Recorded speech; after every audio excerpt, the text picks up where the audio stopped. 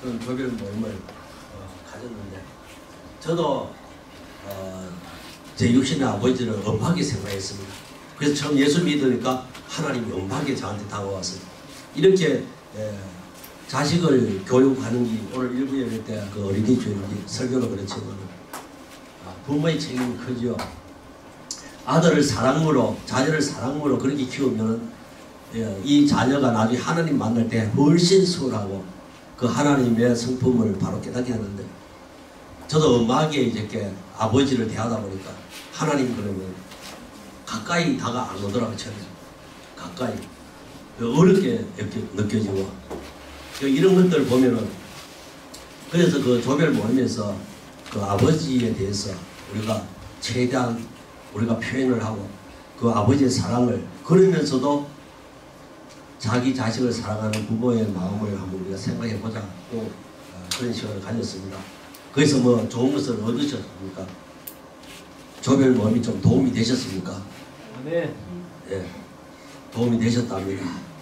성경은 하나님께서 우리를 낳으셨다고 말씀합니다.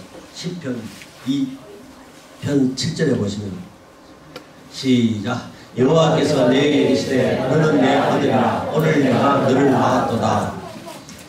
하나님이 우리를 낳으셨다. 오늘 이 말씀을 통해서 우리가 뭔가 이렇게 하나님께 가까이 다가가는 그런 기회가 없다면 앞으로 또 언제 하나님을 가까이 만날 수 있을지 모릅니다. 그러니까 정신을 바짝 차리시고 오늘 말씀을 깊이 상고해 보시고 오늘 밤에 꼭 하나님 만나시기 바랍니다. 이 사람만 자식을 극심한 상고 속에 낳는 것은 아닙니다. 하나님도 우리를 이보다 더 큰 상고로 사람이 자기 자식을 어렵게 놓는 것보다 더 큰 상고로 우리를 낳으셨다. 그렇게 말합니다. 십자가 위에서 진액을 다 쏟으면서 나왔습니다. 양손과 양발이 대못에 박히는 그 고통 속에서 나를 낳은 줄 믿습니다. 그러니까 이 사랑을 알게 되면 절대 우리는 하늘을 향해서 항변할 수가 없는 겁니다. 이렇게 깊게 강하게 맺어진 부모 자식 간의 관계가 바로 하나님과 나와의 관계입니다. 기도 한마디를 해도 하나님과 나와의 이 관계는 이런 견고한 부모 자식 간의 관계다. 이것을 확신할 수 있어야 합니다. 이런 확신을 가지고 기도해야 기도가 응답이 되는 겁니다. 그걸 우리가 평소에 어떻게 기도하는지 몰라도 기도하기 전에 먼저 바탕이 깔려야 되는 것이 하나님과 나는 부모와 자식 이런 관계, 확고한 관계에 있다. 이것을 우리가 확신부터 해야 된다는 겁니다. 우리의 기도는 아버지와 자식의 관계에 확실히 기초를 두고 있어야 된다는 겁니다. 이 관계가 튼튼해야 우리의 기도가 힘을 발휘해야 하고 또 능력을 일으키는 겁니다. 기도했는데도 응답을 받지 못했다. 그렇게 생각합니까?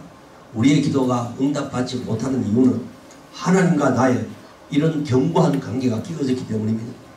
하나님과 나와의 관계가 부모 자식 간의 그런 견고한 관계였으면 우리가 절대 우리의 기도가 응답 못 받는 일은 일어나지 않습니다. 내가 지은 죄 때문에 스스로 우리가 멀리 하나님을 떠나 있어서 하나님께서 내 기도를 들으실 수가 없는 것입니다. 이사야 선지자는 하나님과 나와의 끼어진 관계를 이렇게 설명합니다. 이사야 1장 15절 같이 읽겠습니다. 시작. 너희가 손을 펼 때 내가 내 눈을 너희에게서 가리고 너희가 많이 기도할지라도 내가 듣지 아니하리니 이는 너희의 손에 피가 가득함이라. 우리 손에 피가 가득하되 이 손을 얼마나 많은 죄를 지었습니까? 성령을 거짓되게 한 일도 얼마나 많습니까? 오늘 이 시간 하나님과 나와의 끼어진 관계가 회복되기를 주님의 이름으로 축복합니다. 이 관계만 회복된다면 오늘 우리의 기도가 오늘 밤에 드린 우리의 기도가 위력 있는 기도가 될 것입니다. 우리의 기도를 통해서 땅이 고쳐지고 우리의 기도를 통해서 또 우리 가정도 고쳐지고 우리 교회도 고쳐지는 역사가 일어나게 될 것입니다. 예수님도 하나님과 우리의 관계가 이런 관계다 하는 것을 오늘 본문을 통해서 쉽게 설명을 해 주시는 겁니다. 오늘 본문의 내용이 하나님과 우리의 관계가 이렇다 하는 것을 쉽게 설명하기 위해서 보여주신 겁니다. 어떤 사람의 두 아들이 있었는데 그 둘째가 아버지에게 재산 분배를 요구하죠. 내 상속 재산 먼저 달라. 그래서 그것을 가지고 속으로 갔다는 겁니다. 그리고는 그 아들이 아버지를 떠난 거죠. 아버지의 품을 떠난 겁니다. 그런데 아버지를 떠난 이 아들의 삶이 어땠는가 하면 첫째는 먼저 다 잃어버렸습니다. 아버지를 떠나면 모든 것을 잃어버립니다. 아버지를 떠나오면서 가져왔던 그 많은 재물들 허랑방탕 다 날려버렸습니다. 그리고 빈 털터리가 되니까 돈이 있을 때는 그렇게 많이 따라붙었던 친구들도 그냥 낙엽 떨어지듯이 다 떨어져 나갑니다. 거기다 천대 덮친 격으로 또 크게 흉년이 들죠. 이 극심한 고난이 아버지를 떠난 아들에게 닥쳐온 겁니다. 하나님을 떠나면 다 잃어버립니다. 사람은 하나님을 떠나면 허랑방탕할 수밖에 없습니다. 그러니 다 잃어버립니다. 그러나 다 잃어버린다 해도 하나님은 절대 잃어버려서는 안 됩니다. 하나님을 잃어버리면 모든 것을 다 잃어버립니다. 그냥 그때부터는 끝장입니다. 내 육신은 어떻게 될지 모르지만 호황하며 살지 모르지만 그러나 내 영혼은 그냥 끝장이라는 겁니다. 그러나 다 잃어버린다 해도 하나님만 붙들고 있으면 회복할 수 있습니다. 다시 찾을 수 있습니다. 아버지를 떠난 둘째 아들은 짐승처럼 살게 됩니다. 가져온 재물 다 탕진하고 나니 밥 먹을 데가 없어서 어느 집에 붙어 삽니다. 그리고 돼지를 쳤는데 너무너무 배가 고프니까 돼지 먹는 점열매로 배를 채웁니다. 그 아버지를 떠나니까 한마디로 돼지가 된 겁니다. 돼지가 따로 있나요? 돼지우리 속에서 돼지하고 뒹굴면 돼지잖아요. 돼지는 유대인들이 부정하게 여기는 동물입니다. 또 상징적으로 돼지는 불신의 삶을 말합니다. 하나님을 모르는 사람들의 삶은 오로지 이 땅뿐이고 지금뿐입니다. 다들 자기 잘난 맛에 뻑이죠. 좀 가졌다고 줄 때 세상 사람들은 많이 가졌다고 뽐내고 또 잘났다고 뽐내지만 그 모습을 보면 그저 하루 먹이를 다투는 불쌍한 인생들일 뿐입니다. 사람이 배부르는 것과 즐기는 데만 목적을 두고 있다면 그렇게 살아간다면 그저 먹고 싸면서 사는 돼지하고 다를 게 뭐가 있겠습니까? 그런데 아버지를 떠나니 아들의 모습이 그렇게 되었다는 겁니다. 내일이 없고 꿈이 없는 겁니다. 그런데 사실은 하나님이 나를 떠난 것은 아닙니다. 내가 하나님이 계신 곳에 있지 않을 뿐입니다. 하나님이 내게서 멀리 계신 것이 아니라 내가 하늘로부터 멀리 떨어져 나간 겁니다. 욥은 이렇게 고백합니다. 욥기 23장 3절에 내가 어찌하면 하나님을 발견하고 그의 처소에 나아가랴. 사실은 이 집 나간 둘째 아들과 그 아버지를 비유해서 예수님께서 우리에게 하나님과 우리의 관계를 설명한다고 말씀드렸는데 하나님이 우리를 버린 적은 한 번도 없습니다. 우리가 하나님을 떠난 겁니다. 그러면 그 하나님을 어디서 찾을 수 있겠는가? 다시 찾고 싶을 때는 헤어진 장소에 가야 만날 수가 있습니다. 어디서 하나님과 내가 등지게 되었는가? 그곳에 가야 만날 수가 있다는 겁니다. 그것이 내가 도둑질 했던 곳이면 거기 가야 만날 수 있고 하나님을 욕되게 했던 곳이든 목사를 대적했던 곳이든 어쨌든 그 장소에 가야 하나님을 만날 수가 있습니다. 하나님이 나를 떠나신 것은 절대 아닙니다. 하나님이 나를 버리신 것이 아닙니다. 사람도 자기 속으로 낳은 자식을 버릴 수 없는데 어떻게 하나님께서 당신의 형상대로 지은 나를 버릴 수 있겠습니까? 이사야 49장 15절 같이 읽겠습니다. 여인이 어찌 그 젖먹는 자식을 잊겠으며 자기 태에서 난 아들을 긍휼히 여기지 않겠느냐. 그들을 혹시 잊을지라도 나는 너를 잊지 아니할 것이라. 내가 너를 손바닥에 새겼고 너의 성벽이 항상 내 앞에 있나니. 당신의 손바닥에 새겨놓고 계시는데 어떻게 나를 잊을 수가 있겠습니까? 그냥 그린 것이 아니고 주님을 십자가에 못 박았던 그 대못으로 새겨져 있는데 어찌 우리를 잊을 수가 있겠습니까? 오늘도 주님은 우리의 마음 문을 두드리면서 내 음성을 듣고 문을 열면 내가 너에게로 들어가서 너로 더불어 먹고 마시라고 하십니다. 왜 그렇게 하십니까? 그분의 형상대로 나를 만드셨기 때문입니다. 하나님을 닮은 그 구석 때문에 독생자 예수 그리스도를 십자가 위에 던져서 희생하셨습니다. 내가 잘나서 그런 게 아닙니다. 우리 착각할 때가 많습니다. 우리가 좀 하나님을 잘 섬겼기 때문에 하나님의 일을 열심히 했기 때문에 하나님의 말씀에 순종했기 때문에 내가 이렇게 잘못해도 하나님께서 널 참으시고 나를 품어주신다 이렇게 생각하면 잘못이라는 거죠. 내가 잘나서 그런 건 절대 아니다. 그분이 나를 그분의 형상대로 지으셨기 때문입니다. 우리는 잘난 것은 하나도 없고 하나님 우리를 받아주실 이유도 하나도 없고 나를 위해서 십자가 위해서 그렇게 희생하실 이유는 전혀 없습니다. 우리가 뭡니까? 사실 아무것도 아닌데, 그런데 우리를 위해서 당신 스스로 희생하시는 이유는 나를 당신의 형상대로 만드셨기 때문이라는 겁니다. 하나님과 닮은 그 구석 때문입니다. 생기를 불어넣어 주셔서 우리를 생명으로 만드셨기 때문입니다. 하나님이 뭐가 답답해서 목에 힘이나 주고 잘난 척하는 나를 위해서 희생하셨겠습니까? 그런 게 아니고 하나님을 닮은 구석 때문입니다. 하나님의 형상대로 우리를 지으셨기 때문입니다. 오늘 본문에서 집 나간 아들이 그 배은망덕한 놈이 재산 다 날려버리고, 그런데도 아버지는 날마다 동구 밖에 나와서 기다립니다. 둘째 아들을 기다립니다. 자기 속으로 낳은 자식이기 때문에, 그 깊은 상고를 통해서 낳은 자식이기 때문에, 어쨌든 둘째 놈이 돌이키고 돌아온다고 해도 자기를 기다려주는 아버지가 없다면, 그 아버지가 있다 해도 자기를 용서해주지 않는다면 돌아가는 것이 무슨 소용이 있겠습니까? 그런데 아버지는 날마다 동구 밖에 나와서 아들을 기다리고 있는 겁니다. 성도 여러분, 우리가 아무리 돌이키고 돌아온다고 해도 하나님의 사랑, 아버지의 사랑이 전해되지 않는다면 우리가 돌아오는 것도 아무 소용이 없습니다. 우리가 땅을 치면서 회개하고 눈물을 흘리면서 그것도 아무 소용이 없습니다. 회개를 했는데도 돌이켰는데도 그런 나를 위해서, 그런 나를 위해 기다리는 하나님 아버지가 계시지 않는다면 무슨 의미가 있겠습니까? 그러나 하나님은 나를 손바닥에 새겨놓고 기억하신다고 했습니다. 주님을 십자가에 못 박은 그 대못으로 새겨져 있는데 어찌 잊을 수가 있겠습니까? 하나님은 저와 여러분을 분명히 기억하고 계십니다. 그렇다면 우리도 이 부찬 삶에서 회복되고 하늘을 향해서 나아가야 되는데 어떻게 회복할 수 있는가?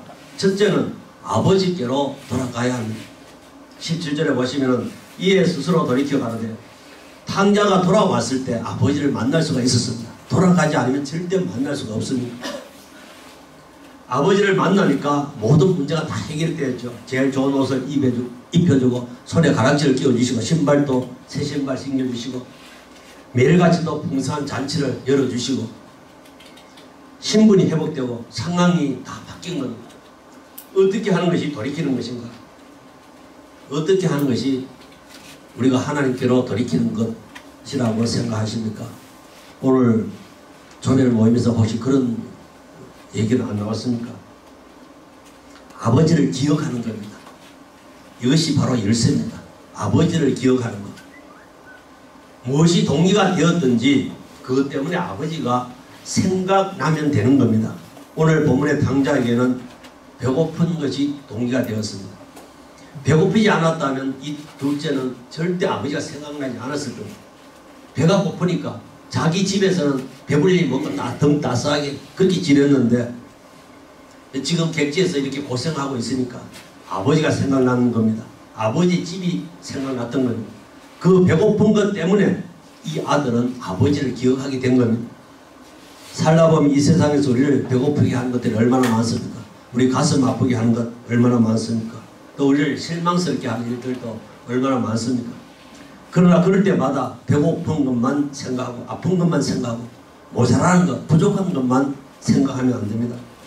배고픈 것 때문에, 내가 이렇게 고통스러운 것 때문에, 그 실망스러운 것 때문에, 이렇게 고난 당하는 것 때문에 그것이 계기가 되어서 아버지가 생각나야 된다는 겁니다.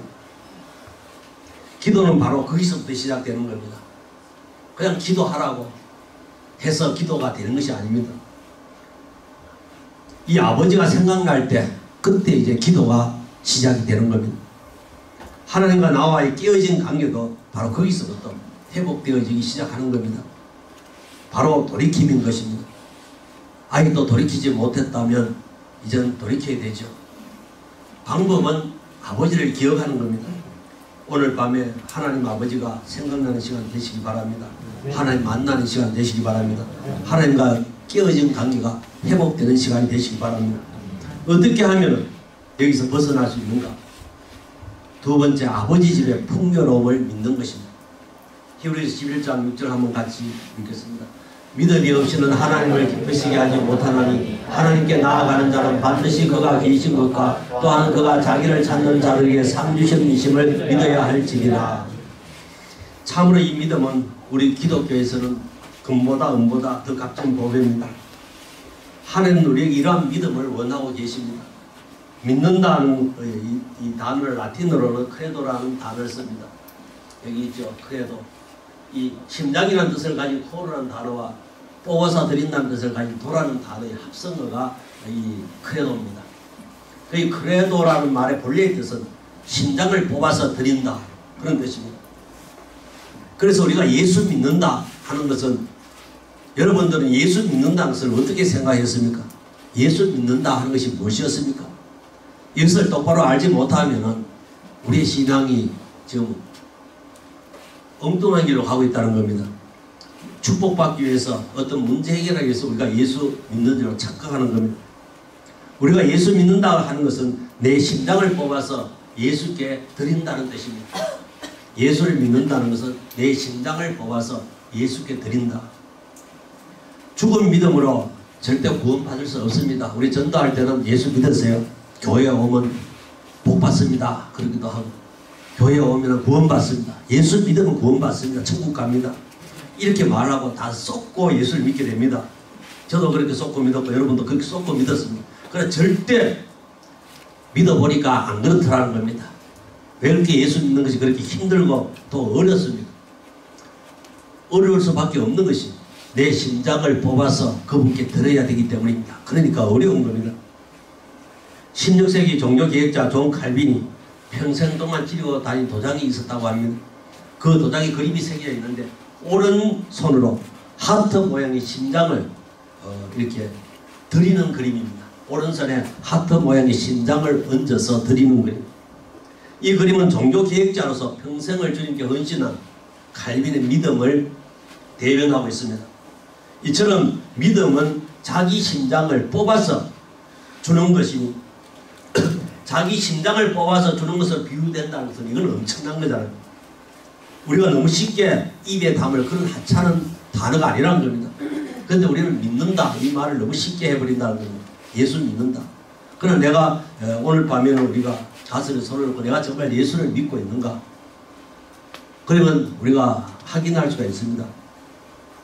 내 심장이 있는가 없는가 확인해 보면 됩니다. 진짜로 예수 믿는 사람은 자기 심장을 뽑아서 예수께 드리고 없습니다. 기도할 때 부르짖는다고 그냥 막 쏟아지고 그런 것이 절대 믿음이 아닙니다. 고함을 막 질러대면서 하나님 믿음 주시옵소서 막 그렇게 고함 지르면서 기도하는데, 그렇다고 믿음이 어떻게 생겼습니까? 절대 생기지 않습니다. 밤새도록 부르짖어도 생기지 않습니다. 믿음은 내 심장을 뽑아서 그분께 드릴 때 생기는 겁니다. 내 심장을 뽑아서 드리는 심정으로 기도의 무릎을 꿇는 것이 바로 믿음의 기도입니다. 말씀을 마칩니다. 어떤 때는 하나님이 내 곁에 계신 것 같습니다. 마음이 평안하고 그분의 성결이 느껴집니다. 그러나 어떤 때는 갑자기 허탈에 빠지고 하나님을 놓쳐버린 것 같습니다. 그래서 괴로움 속에서 나에게 믿음을 달라고 그렇게 부르짖지만은 그냥 그 부르짖음도 허공에 그냥 부서져 버리는 것 같습니다. 이럴 때는 어떻습니까? 하나님이 멀리 내가 찾을 수 없는 것으로 가버리신 것 같습니다. 마틴 루터와 같은 신앙이 그렇게 강한 사람도 한때는 절박한 심정으로 이렇게 부르짖었죠. 하나님, 당신은 내 기도 소리가 들리지 않습니까? 당신은 죽으셨습니까? 그렇게 부르짖었습니다. 그러나 성도 여러분, 그분은 죽으신 것이 절대 아니고 그냥 당신을 내 앞에서 숨기셨을 뿐입니다. 우리는 하나님이 나와 함께 계신 것을 느낄 때보다 내가 하나님을 찾을 길이 없을 때가 더 많습니다. 그러나 성도 여러분, 범죄한 아담을 찾으시는 하나님의 음성에서 우리가 위로를 받습니다. 아담은 비록 범죄하고 몸을 숨겼지만 하나님의 음성은 계속되었죠. 아담아, 아담아, 네가 어디 있느냐? 성도 여러분, 우리는 응답만 하면 됩니다. 우리는 아버지를 생각만 하면 됩니다. 하나님을 기억하기만 하면 됩니다. 그래서 오늘 저녁에는 하나님을 한번 기억해 보시기 바랍니다. 하나님 이름을 한번 불러보시기 바랍니다. 저 뒤쪽이 나무 일부분만 불이 안 꺼지는 거예요. 너무 다 끄면 안 돼요. 한쪽만. 예, 고래 놓고 할까요? 한 개 더 꺼볼까요? 예, 이렇게 할게요. 예, 그래서 한번 아버지를 한번 불러보시기 바랍니다. 요거는 그냥 켜보시기 바랍니다. 아멘. 한번 불러보실까요?